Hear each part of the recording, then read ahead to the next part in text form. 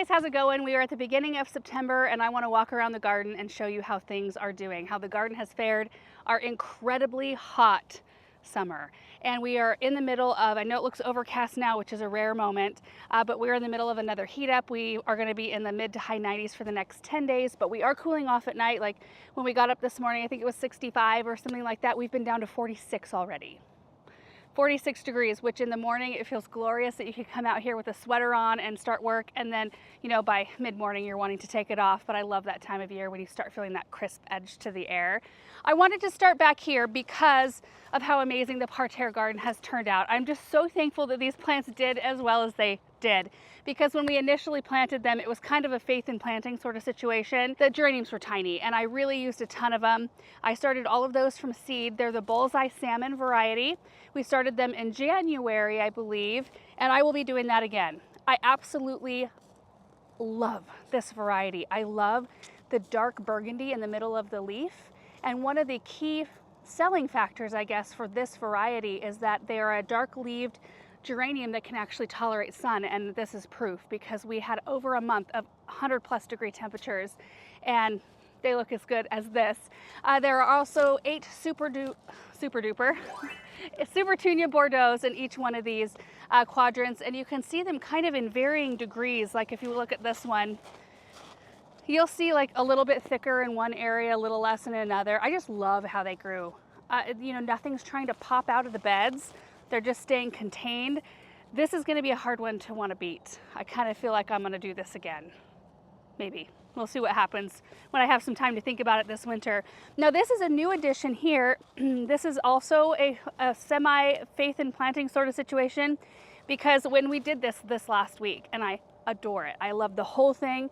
I decided not to do a brick border around it because 1, it would take up too much space in our walking area, and 2, it would accentuate our non-circle circle that we have going on here.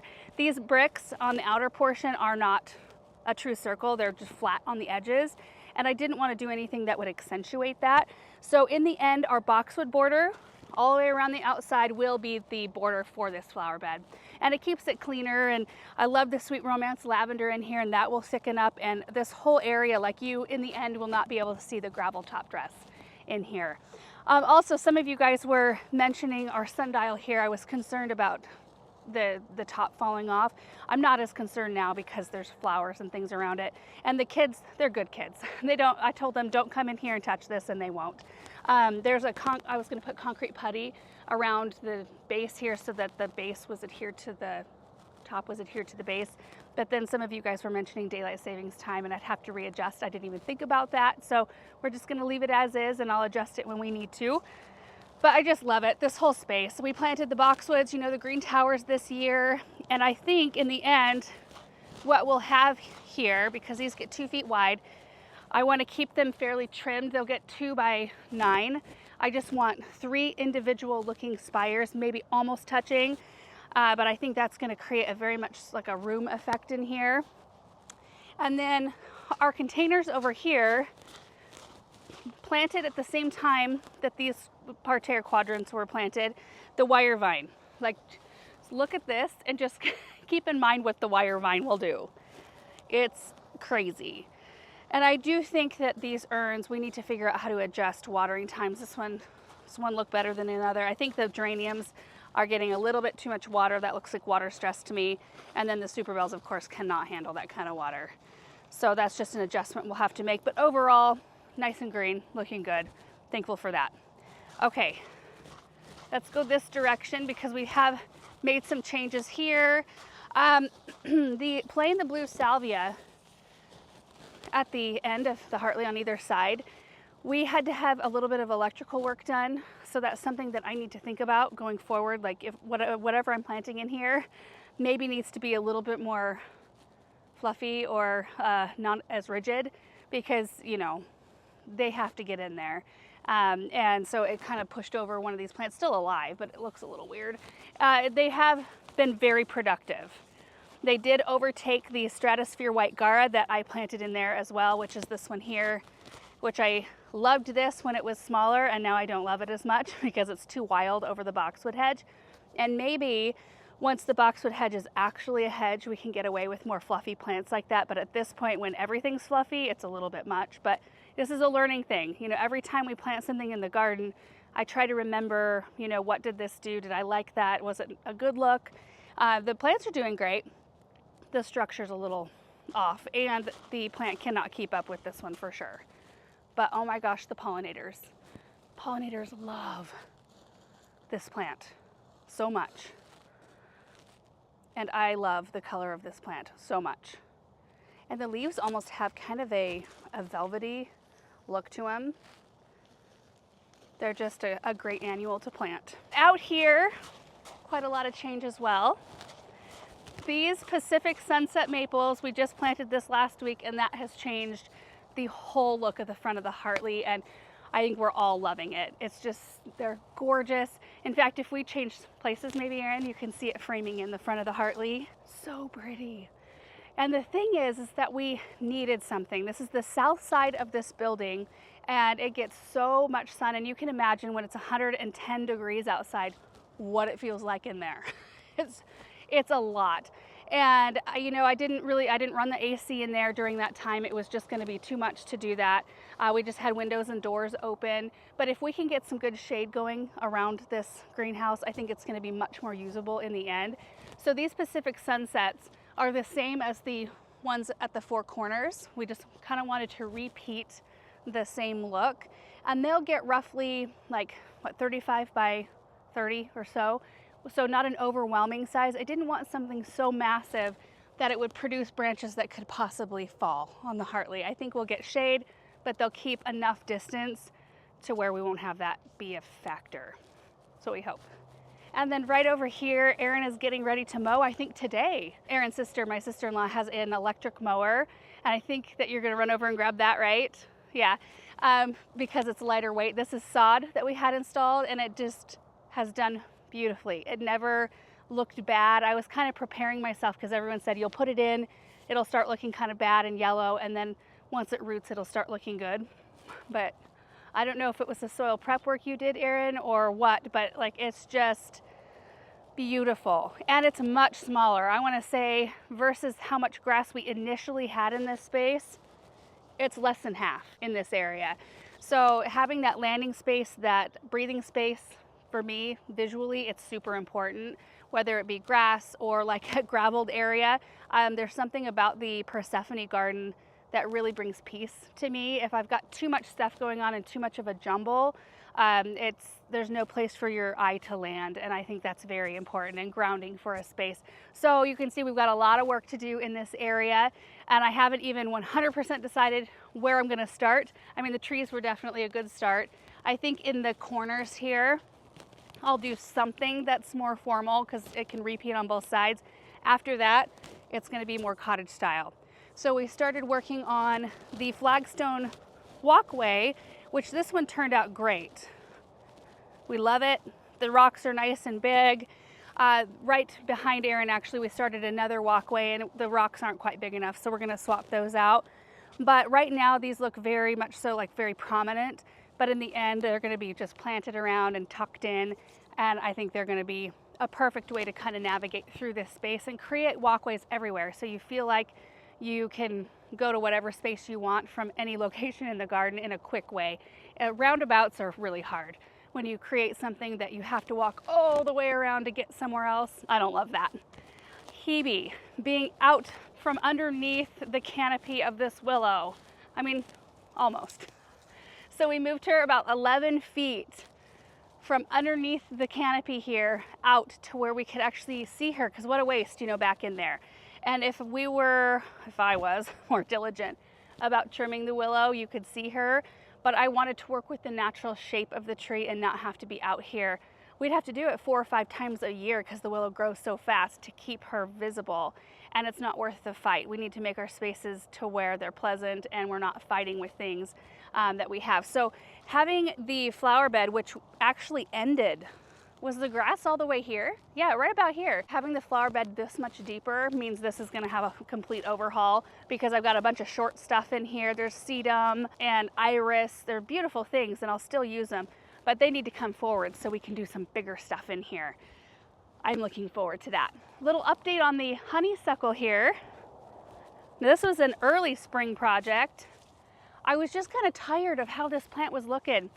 Through the years, it just kind of got woodier and woodier, and then only the nice growth was just like on the peripheral of the plant. So I thought, let's do a rejuvenation prune. Let's take this thing all the way back down to the nub, and we did. And I thought, hopefully it comes back. And it's beautiful. It has blooms on it right now, here and there. It bloomed heavier earlier on, super fragrant. This was here when we moved in. And I don't think I had ever done like a massive prune on it. So I'm very happy to report that it has taken very well to it. So let's head over here to the Persephone garden, and then I think we'll double back and go to the pond before we leave this space. We're gonna be trimming boxwoods probably in the next 2 weeks or so. While it's a little bit warmer, not super cold yet, we kind of have a very brief window where we can trim boxwoods to where they don't sustain any kind of damage. And I'm hoping that this heat wave kind of subsides and we get into like the 80s. Usually when it's about the 80s, we're hitting the 50s at night. That's about the sweet spot to get your boxwoods for us, to get our boxwoods trimmed to where they still look good through the winter and into the spring. A new development in here, we had sprinklers run. The jelly beans in here look better than they ever have. And that has just, I think it's changed both of our minds on this space. Like, this is where our drain field is right here, so we can't really do any big digging or anything like that. So even if we decide to retool this garden space in the end, which I love this space, but it is off center from the formality of the house. Like the doorway, this is the center right here. And you can see this whole space is like moved over. And I don't know if maybe they had a circular drive in here at one point, maybe they did.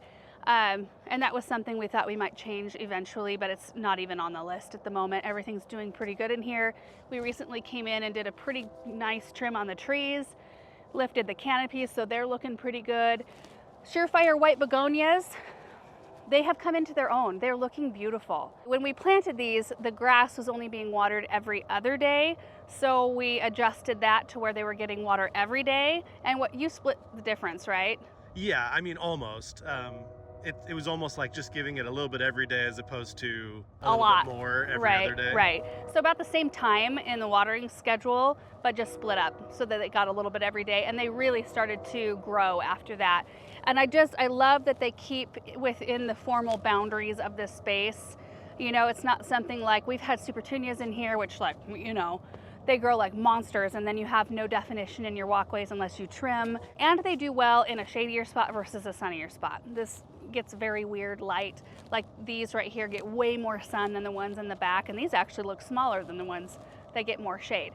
So finding something that can handle, you know, the difference is kind of rare, and we found that the Surefires usually do really well in that sort of situation.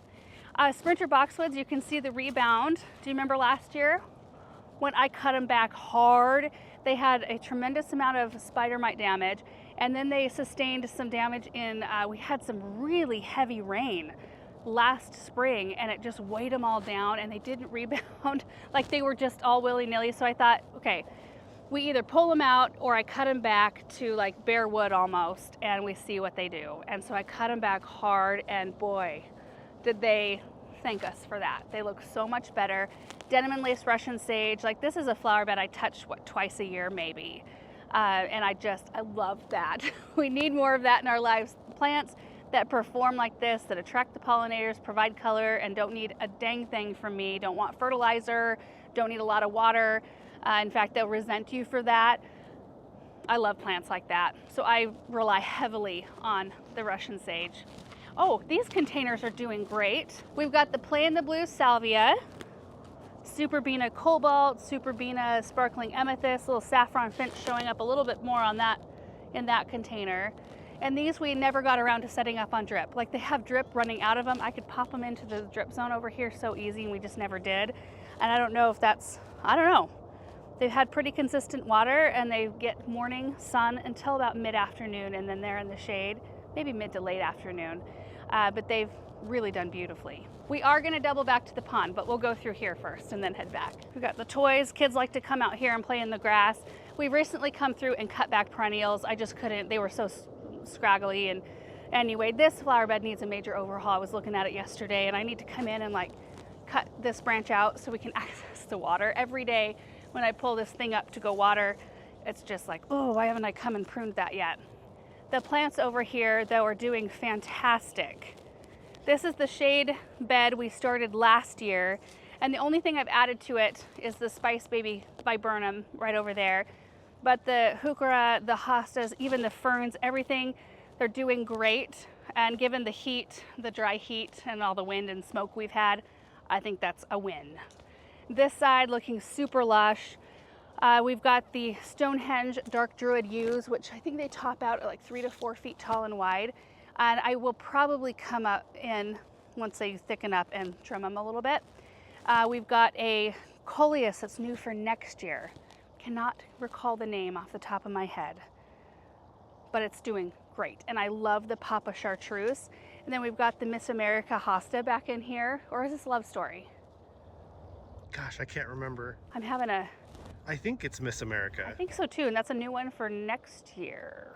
We'll pop it This up on the screen if year. we're wrong. Yeah, I don't know, but we put them in last year in the summertime, and they are fantastic. Like, I kind of want to keep going all the way underneath the spruce tree and just have like this huge mass of those in there. We've got some Oakleaf hydrangeas that are also doing great in here, both sides. The Gatsby, we think they're Gatsby pink.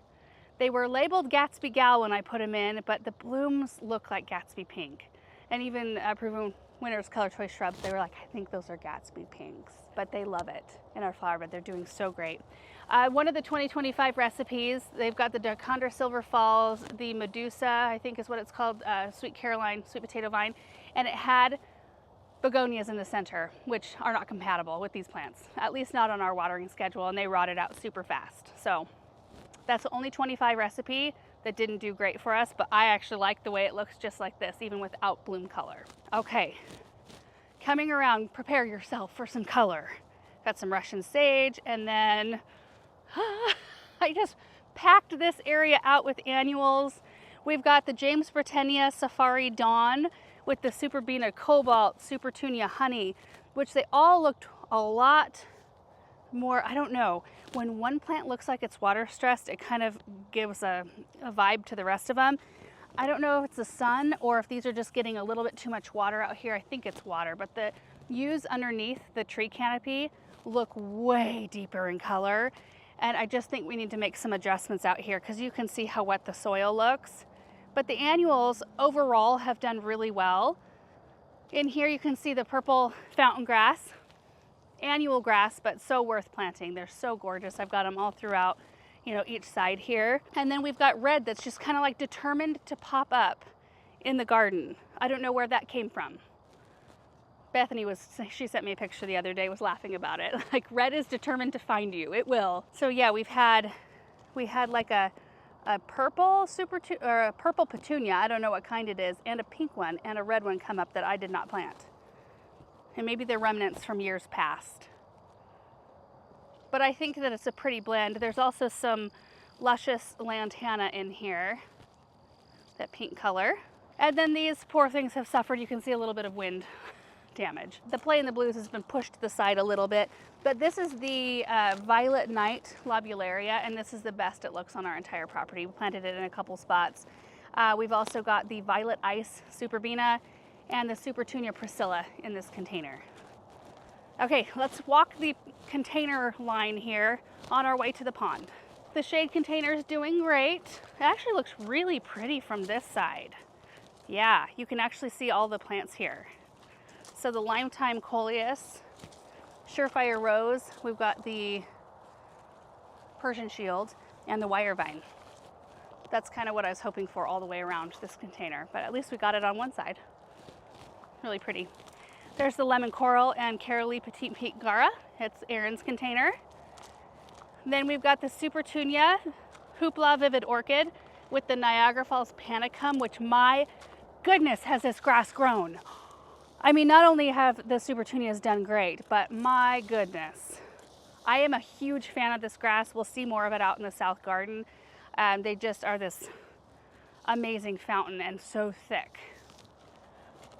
This one, this poor salvia, broke in the wind. It's amazing that you can see from this angle the structure of this plant. Look how huge. It's one plant. But you can see how it looks when you lose just that one branch. What can happen? Super bells, a little bit of a struggle. We're about ready to pull these containers. I have fall plants coming. So this is a 3 Super Tunia Vista bubblegum container. It's starting to eat the fence. I mean, it's like totally engulfing the fence. And I have some Gara in here. Like, oh, it's starting to rain a bit. Do you see that? This is the Pickety Pink. Not really keeping up with the bubblegum, but doesn't matter. This is a really pretty container. And then Aaron's container is also starting to gobble up the fence with the sweet potato vine. There's just 3 of them in here along with some other stuff that you can't see much of anymore. And then my container with the salvia in the center also broke in the windstorm. So we lost the center of the plant right here. You can see that right in there. We lost like 1, 2, 3, 4 branches that made up the center, which is such a bummer. But the Dusty Miller's done really well. Oh. It's like sprinkling, but what a gift. Hopefully it sprinkles in well. It doesn't even look like we have a cloud over us that would have the rain. I don't understand. I'm gonna stand over here for a second. Still sprinkling a tiny bit, but we're gonna carry on. This is Aaron's container with just the 1 Super Tunia Vista bubblegum. And I have to say that I think this is the most appropriately scaled looking container, like appropriately filled in the entire lineup. Absolutely beautiful, great performance from this plant. And you'll see once we hit the south garden what they look like in the ground and how few plants it actually takes to make an amazing display. So great container here. This one is a monster. 1 grass, 1 purple fountain grass. Super Tunia Black Cherry has kind of been the winner in terms of the saffron finch and persimmon are kind of popping through, but the black cherry is really prominent. I think it's a pretty flower. I used to use purple fountain grass in containers all the time, and this kind of reminded me why I shifted away from doing that, because unless you keep pruning these things out, they do become monstrous. And then we actually removed the last container in this lineup, and it's over there, and it's popped into the drip system, so it's still going like these are, but we had to remove it in order for Chad to be able to start cutting in the lane out here, which you guys, like, we're not going to walk out here, but you can see the definition starting to form up, and it's so nice. I think he's going to be working on putting the road base down and new gravel this next week, so we'll have a very clean looking defined lane all the way around the dirt lands. And this right here is going to be where the new fence eventually goes. Like, this little one will go, the pots will go, we'll move them somewhere else, and then we'll have a new fence, a taller fence for horse pasture. That is still the thought for this area, and the fence will go this way and meet the other. I don't think you probably can see the other T-post out there, but I just wanted to mention that because there will be planting bed on this side as well. So it mirrors the same width as the other side. So we'll have each side planted up with beautiful things, and I'm just so looking forward to that. Okay, pond area. Everything's looking so pretty. Oh, first of all, we planted inadvertently 2 different kinds of Gara out here. We've got the Carolee Petite Pink. It kind of gives you a really good idea as to what they do. Petite Pink stays very dense and very thick and brighter pink. The Carolee, not Carolee, this is the Pickety Pink, much more open and airy. And this is kind of the look I wanted for out here because I want it to be more mountainy. But it's kind of a fun experiment either way to see what they look like. I am not sure how I got my wires crossed on the Gara. They looked very similar when they're in little containers. Anyway, so that's what happened there. I did recently plant, this is a rock steady chased tree. And I have planted another variety of chased tree and it didn't do great in our garden. So this is a new variety coming out next year and I'm hopeful. I planted 3 out in our garden, so we'll see what they do. Along this walkway, you can see the Roman chamomile that we started from seed and planted out here, and I love it. This is the perfect look for out here.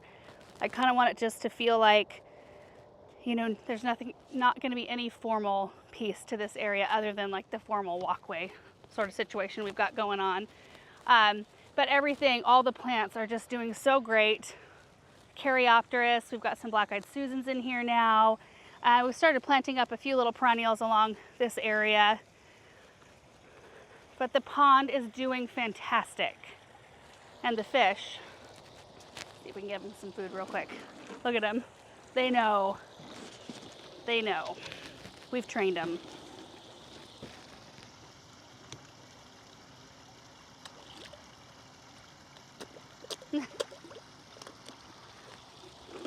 You can see the new little baby, one of the new, well, those are two of the new babies we put in this year. Oh, there's another one. The koi crunchies, so we were feeding them like the little pellet food, but these are especially great for fish training because they have to come up and get it out of your hand, and it's easier to hang on to them. Douglas wants one too. Does he? I'm sure he does. Ooh! Okay. Or does he want to fish? You know, I've never seen them stalk the fish. No. All right, here you go, the rest of you. Ooh! So much fun, you guys. Oh, sun's out. Kids love coming out here and feeding these guys every single day. The only algae that we have, there's a little bit you can see on the waterfall. Not bad though. Like you can still see the rock, which is great. And then we've had a little bit more like up in this area in the wetland filter, but it's not stringing. Like there's a little bit hanging onto the rocks, but that's it. Overall, fantastic. And then this is where the dream stream is gonna happen in less than a month, you guys. They're gonna be taking out, which I just planted a geranium right there. Like, why did I do that? I knew the dream stream was gonna come off this area. Anyway, that means we're gonna dig this and then these 4 plants and I think this crabapple will be the only things that actually need to be moved. And we're gonna take off from this area for the dream stream. I am so excited about that. I think it's just gonna be such an incredible addition. You should come over here, Erin. Like the water off, or the sunlight off the water is gorgeous. Look at that.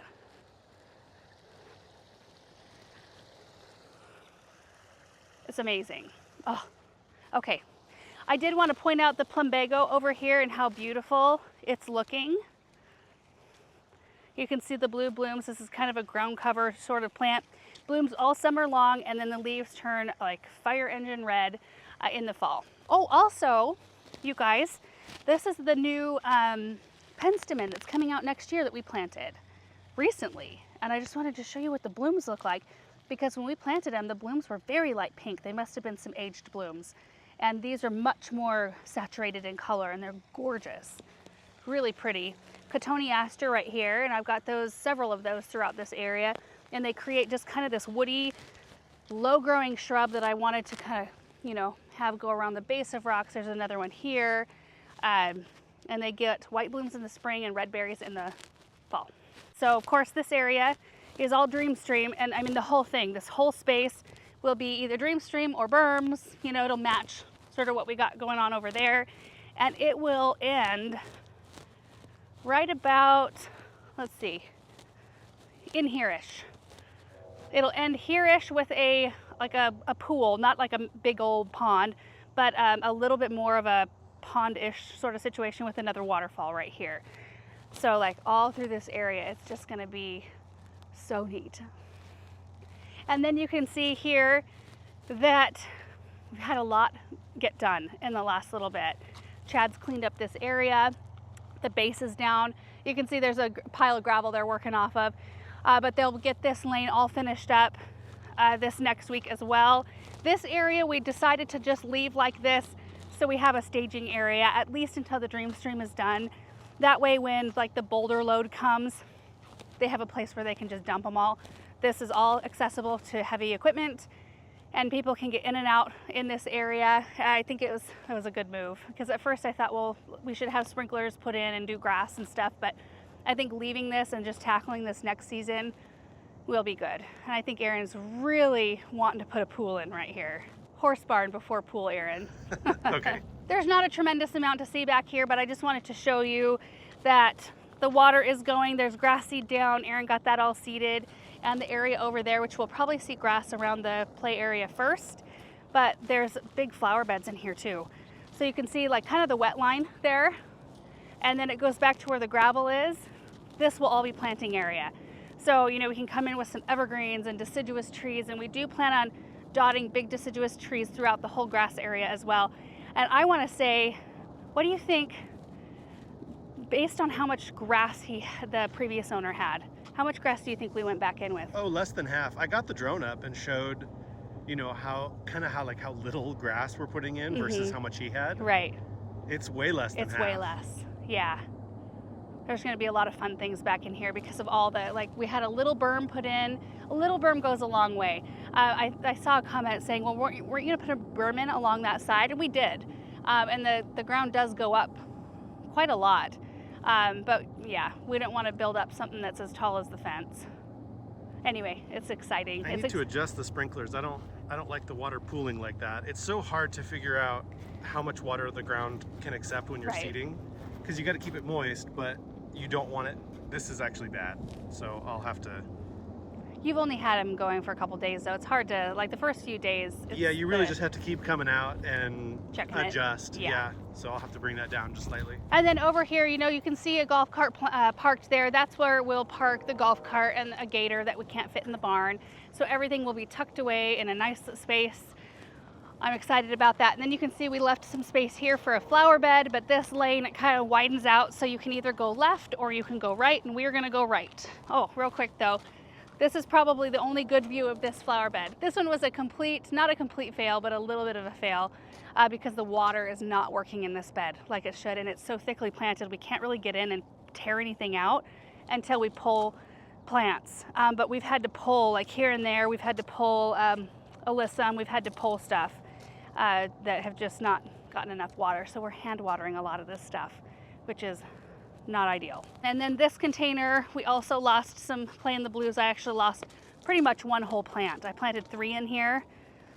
And the front one, of course, that was the one that broke off in a windstorm. But does this make you hesitant to continue to plant that in containers? This right here? Yeah.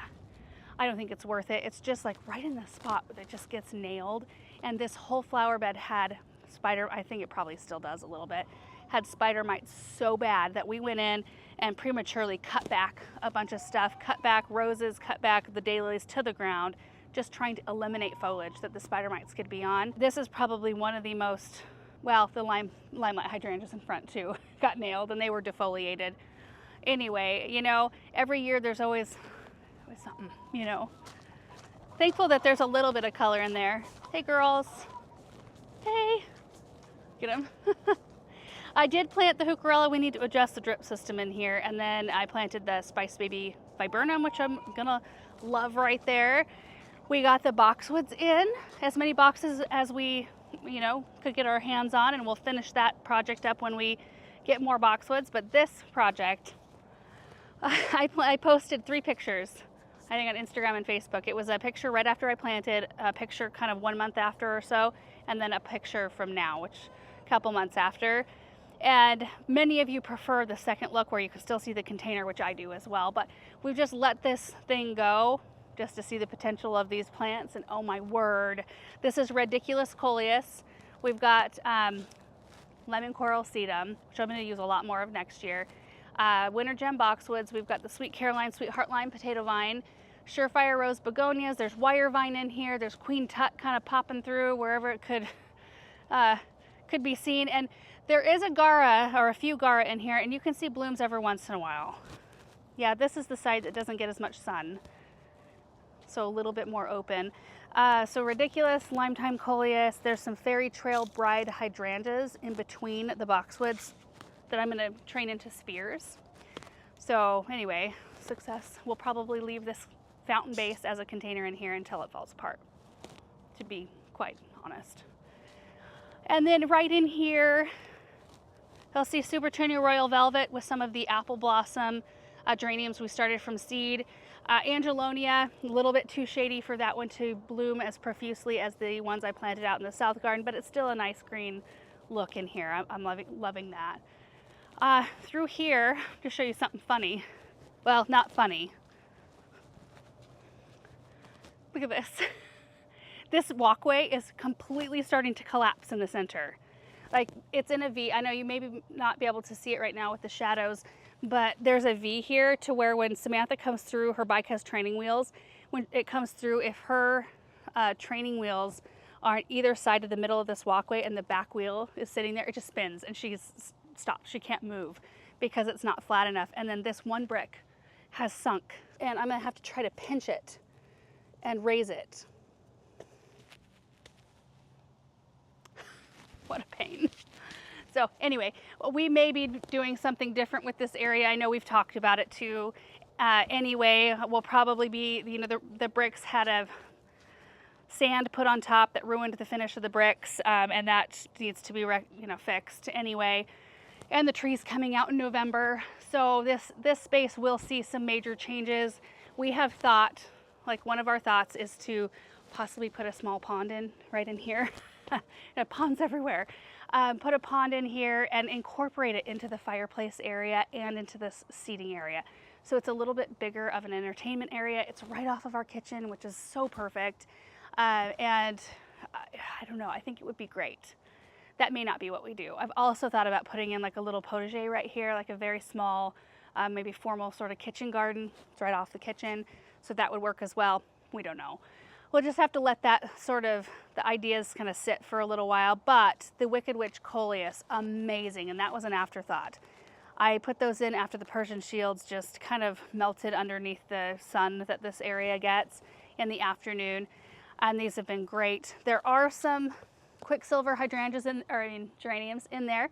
But you know, the coleus is just kind of taken over. Super Venus sparkling amethyst and Japanese anemones that are just phenomenal. I love these. They are very aggressive, so keep that in mind if you ever want to plant them, but I love them in this space so much. Okay, going this way, the Virginia we planted earlier this season's doing great, and so is this. This is a Katsura Japanese maple. I need to trim it a little bit because it's kind of coming into the walkway area. But I think, what is this one called? Does anybody remember? Is it something peppermint? Peppermint patty, maybe? I don't know, but when they came, they were massive. Like the pots were this big, the plants were this big. It's an instant impact planting right there. This is a 2025 recipe right here. This is, I think they're calling it strawberry basket, and it's full of caladiums. It looks really good from this angle, Erin. We can switch spots because you can see all the varieties from this side. There's 3 different varieties. There's like Vava, Violet, White Wonder, I think, and then this one I can't remember the name of. We planted these from the little bulbs, or I don't know if they call them rhizomes or corms or whatever. Super happy with this. Doing wonderfully beautiful. And then down this way, we've struggled with mites in this area. I need to come through too. You can see this is what our hostas do a lot. They just, with the heat, the dry heat and the wind, we end up grooming off so much of our hostas that by the end, a lot of them are way smaller than they could potentially be. The Empress Woo and the Woo La La have held up better than they ever have. You know, I wonder if we need to adjust, if we need to redo the drip in this area. Oh, I'm sure we do. Yeah. I feel like it's been like 5 years, and you know, we switched from using the Home Depot stuff to using Rainbird. Right. And we found that the Rainbird is so much more reliable. Yeah. The Home Depot stuff, they're just like sections that won't work. Right. It's Dig Corp is what they sell at our Home Depot anyway. Yeah, I do think it could definitely benefit from a refresh in here. Everything could benefit from a good hard winter too, I think, in here. So like, check this out. Mites. These are covered in active mites right now. These are columbine. Columbine are incredibly susceptible to mites. Which means that, you know, if we have those in places, we have to keep our eye on them, and these just need to be sprayed or cut back. I'll probably cut these back and then spray the area. And maybe we can link it below. We've done a video before on all the sprays we have used for spider mites, and you have to rotate because spider mites, they build up a resistance to the chemicals. So if you use the same thing over and over again, you will end up with a super mite that can handle the chemical, and they'll keep going. Or spray or whatever you're using, they'll build up a resistance to that active ingredient. So you have to filter through different actives in order to combat them. But yeah, we need to get out again and take care of that. But we've got, you know, some of the hydrangeas. These are the little lime punch Right here, we've got a row of them. They're actually doing, I think, better this year than they ever have. But I think that adjusting the water might be very helpful, and we're preventatively spraying next year for mites. We're not going to mess with, we'll probably release some biologicals, probably, because I would love, the idea of that is so good, but it takes so many and it takes so long to create balance within that like situation. You have to keep doing it because they're not a mite that actually survives. You might retain 10 to 20% of them from year to year, maybe. That's on I think a good winter. I just don't think that they're as reliable. And when we need, like for us, this is what we do. We need plants to look good. I think we need to be preventatively taking care of things and showing you how you can preventatively take care of it too if that's a problem you deal with. And if you don't deal with spider mites, I'm jealous. But you probably deal with Japanese beetles, which we don't. So, I mean, we all have something, right? Ooh, I need to fill that fountain. But here's another example of where spider mites just absolutely overtook everything. Completely defoliated 2 of the hydrangeas. These, I'm surprised they came back out with leaves and bloomed, and they're looking like they're actually dry, which is weird. Like they're all kind of bent over, I don't know. It's just one of those. This is like the space in front of the chicken coop. Coleus looks good though. That's a Sedona. Looks really nice. Okay, so I think what we'll do is I want to show you the raised bed garden and the west side, and then I think we're gonna call this part 1 because we've just looked at a lot of things, and I think tomorrow morning we'll hit the south garden. So let's go back this direction. The hydrangeas look pretty from this view. Oh, I can't wait for the boxwoods to be trimmed. That will help out a ton. When we do the October garden tour, these will look very much so like tight. And evergreens, they're not really actively growing at this point of the season. They're kind of starting to go dormant already, so they won't push any more growth after they are trimmed. Okay, raised bed garden here. You can see the zinnias. These are the zinnias we planted from seed. One container is doing better than the other, and I've been checking water, and the water's the same. So maybe I seeded heavier. I don't know what the deal is, but we'll get flowers probably from both of those. The zinnias here as well. I do have a hose strung out because we had one squash plant that was needing a little bit of extra water, so I had a slow hose going on that yesterday. The only thing out of our fall seeding that didn't, well, they did come up, the cucumbers, and then something ate them. Both of them down. So we've got some space here. As soon as we're out of the 90s, I'm going to be seeding some greens. So you'll see some empty spots in these beds, and we do have plans for those. But you can see these are the Jack B. little pumpkins planted from seed. And we'll see. This was the risky one. We may or may not get fruit from these. I just wanted to see if we could make it by Halloween. We've got some peas in here. The acorn squash, it's loaded with fruit. There's probably some that I could pick in there. The celery looks awesome right here, and we've got beans in this bed that we seeded at the same time we did some of the other late crops. And then through here, this has really not been a huge chore. Like I need to come and cut a few of these elderberry branches, but look at this. Look at this. Look at those elderberries. To make something? They're so pretty. I don't know if these more ornamental types have the same sort of qualities as the ones that you grow for actual like Nova and New York. I don't know. I should ask because there's a tremendous amount. We could do something awesome with those. We've got roses in here and a bunch of different perennials. Our containers.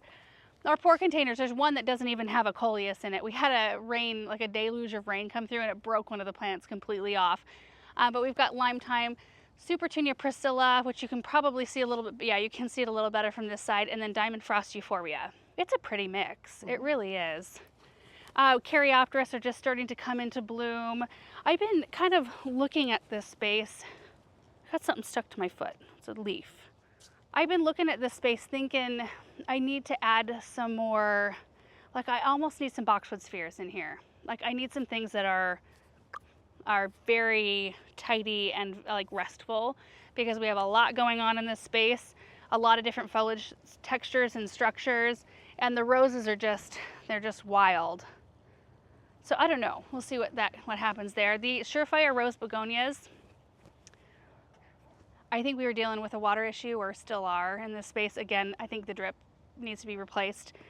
We've had much better luck with these in here the past 2 years, and I think they just aren't getting quite what they need.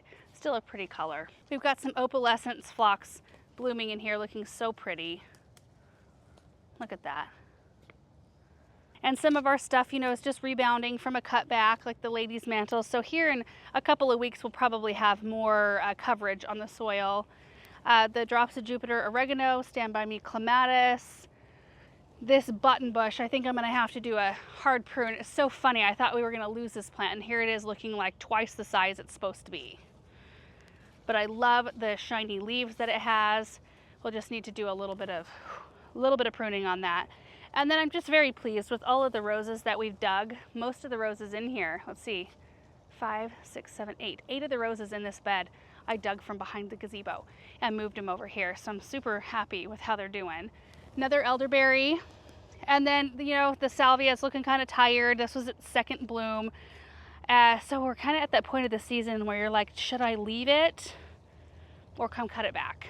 You know, there's nothing wrong with cutting it back early if you want to do that. It might form a little leaf canopy, which would maybe look better than this. The yarrow, we cut that back early. It's looking so pretty. I love the leaf structure here, how ferny and soft they are. The white wands of Veronica, this is its second bloom. We cut these completely back and they look, no, I think, did I cut these all the way back? I think I might have cut them to their leaf canopy, but if you want to get close on that, the bees absolutely adore this plant.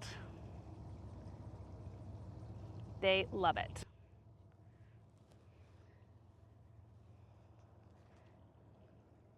And then one more flower bed, just because it caps the end of this area, is the spot where we have all of these annuals. We've got the purple fountain grass, a big river of plain the blue salvia, sweet potato vine, which, is this like the biggest you've maybe ever seen it get? Maybe. It just gobbled up the superbena. There's a lot of superbena in here as well, and it just did gobble it up. But the activity, can you see all of those? Like the honeybee activity here is insane on the salvia. There's a big old bumble in there. Is there? Oh yeah, I see it. A big one.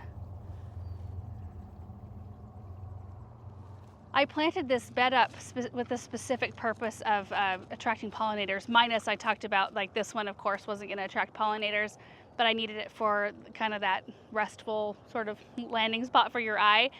Same with the purple fountain grass, but the Gara, which is not, I mean, it's attractive, I can see bees on it, but the salvia is the winner here for sure. And those go all the way over. There's a nice pocket of superbena. They go all the way over here, and then in starts our row of green tower boxwoods that just went in earlier this season. And I do want to point out this green arrow, Alaskan cedar, right here. So this one gets like 45 tall and maybe 3 to 4 feet wide. And it's doing great. It's already as wide as it should get, so we'll see what happens. I love it. Tucked in back here. And you guys, I think that's where we're going to end today's tour. We will hit the south garden. There's just so much to see out there and to talk about that I think having that in a second video would be good. So anyway, thank you guys so much for watching this video. I hope you enjoyed it, and we'll see you in the next one.